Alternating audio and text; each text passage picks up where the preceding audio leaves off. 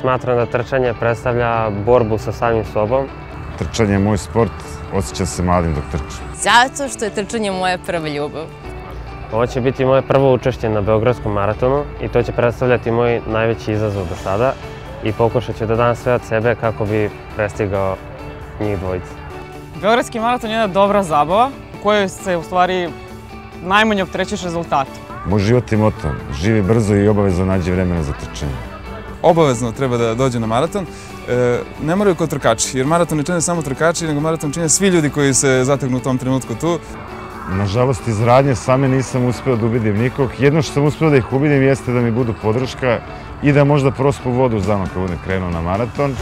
Ukoliko dolazite samo da posmatrate, dođite i podržite sve te trkače, jer setite se trenutka kada je vama bilo teško u životu i bilo vam je potrebna samo mala podrška od nekog poznatog ili nepoznatog i koliko vam je lakše bilo sve to da ostvarite. Ko na maraton dođe, Taj maraton i stvara. Ko na maraton dođe, Taj maraton i stvara.